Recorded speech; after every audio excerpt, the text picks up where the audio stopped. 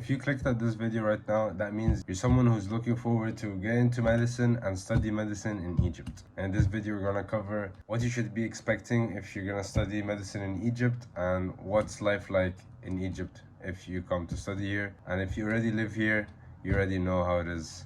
And I'll just tell you what medicine is like in private unis and public unis as well. Let's talk about what you should expect in as an acceptance rate for public universities, because public universities in Egypt is considered the top tier for medical schools. Anything other than public universities aren't considered as good. So let's go over the first thing is public unis. For anyone that has any degree other than non-national high school degree, you're gonna find it very tough to get into that acceptance rate. Because I was an IGCSE student, and when I applied for Ain Shams, Cairo University, and all of the public universities, the minimum requirement grade is 100%. I don't know what the coming years, how the requirement is going to change, but for my year it was 100%. And we were the generation where we had our COVID examinations as well. So it was even harder for us. So yes, but if you have a national high school degree, ثانوية عامة, it's much easier for you to get into public universities. The minimum percentage would be 90% or so. And I'll make sure to include in the link in bio for IGCSE students. I'm not sure if American or IB have this as well, but there's a calculator which helps you put in all your current grades and figure out what's the percentage used for the acceptance rate for public unis or private unis in Egypt. So what is better, public unis or private unis? I've already said this, that public unis are way better in terms of education, as well as it has a prestigious degree. And of course, the equipment and the facility of the universities are much better than the private universities, depending on the private university, of course. Some private universities are on the expensive side, will have an amazing facility, but they have a disadvantage that they don't have great access to hospitals like Qasr Al Aini that's found in Cairo University. As well as public unis, you have access to very big hospitals. You just have a lot of opportunity to work with a lot of patients when it comes to your internship years. You should have your private unis as your backup plan. So it shouldn't be your main objective. Your private unis are your backup plan if you weren't able to get into medical school in your public university. Even for IGCSE students, the acceptance rate will just go down to minimum 90%, and then going to the good private universities goes up to 95% and above. And just remember that just because your university is private doesn't mean that it's clean, it has good staff and professors, nor does the facility have the top equipment that should be there. So what about your social life in Egypt? Social life in Egypt is pretty vibrant. A lot of people have mixed feelings at first, and depending on where you live, especially, your experience of living in Egypt is gonna be different. But your social life, you're going to experience a lot of cool places in Egypt.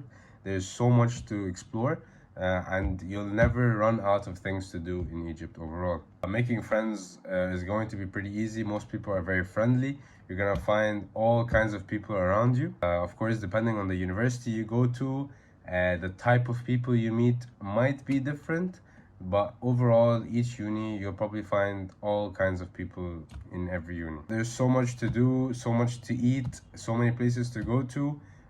You can go to Alexandria on the weekend, you can go Sokhna on a day and come back. There's so much to do, and you just have a lot of fun. During the summer, it's probably the best. You go to the North Coast, you have an amazing time there.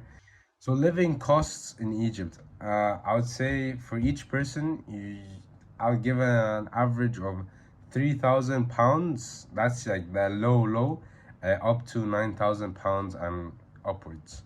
And as you see in Egypt, that inflation rates are very high right now. So if you're someone who is thinking about coming to Egypt and working in Egypt as well, or your parents will work here, that's a very bad idea, because our currency isn't the best right now. But if you're someone who's coming from abroad and you're getting a currency, a foreign currency, then you're gonna be actually very fine. Living here is pretty cheap for anyone that's coming from abroad, and you're gonna live very comfortably. The average cost £3,000 to £9,000 is excluding rent, water, and electricity. It probably just covers your food, going out, and things that are just your basic needs. So what about transportation? What should you expect? Well, you should expect something called a microbus, or microbus, whatever you would like to pronounce it. Right, this can be either your greatest friend or your greatest enemy. There's never an in between. They're literally everywhere you go. There isn't going to be a place you go to that you don't find a microbus at. So use this information wisely. Another reliable form of transport is the metro. The metro here, for Green Line 3, is very similar to the one in Dubai. If you've ever been to Dubai, and I'll just show a clip of what the metro in Dubai looks like.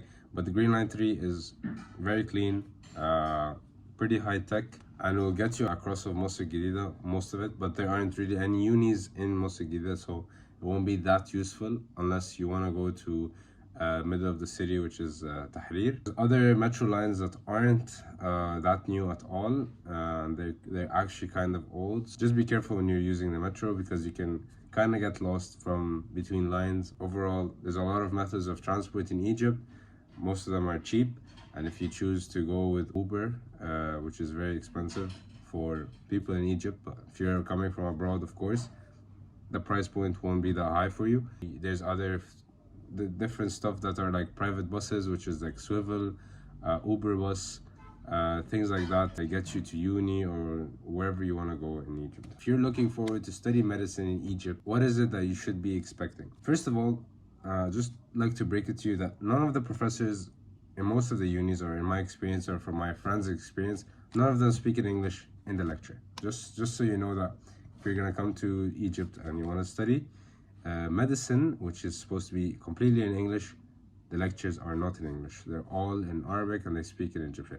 However, if you're a foreigner and they see that you're a foreigner in the lecture hall, they're going to speak in English, and they're going to be forced to speak in English at that time, or they're going to speak to you in private later on after the lecture to explain it to you in English. So that's much of a downside, but most of the content is in English. The content is very proficient and fluent in English. There's barely any flaws, actually. Know that the medical course in Egypt is around 7 years, 5 years of academic studies, of clinical and academic studies, and your last 2 years are 2 years of internship. Keep in mind that if you're an Egyptian male with a brother, you're probably going to have the army, and you might serve a year in the army or 3 years as a reserve police doctor. Life in Egypt requires someone to be flexible and very adaptable, and things are in Egypt come very unexpectedly. Things can change in a matter of days or weeks, so you need to be able to adapt to whatever that happens. So do I recommend studying medicine in Egypt? Yes and no. Yes, as in it's a cheap way to get a medical degree, very reliable, prestigious degree as well, especially in the Middle East. However, as in life quality isn't the best, I would say. If you're a non-Egyptian student, it would be okay, and you're just here for education, you're leaving. If you're an Egyptian student, you might be here for a long time, and you might not really enjoy living in Egypt for a long time. So that was my video on medicine in Egypt. If you have any more questions about living in Egypt or studying medicine in Egypt, let me know in the comments.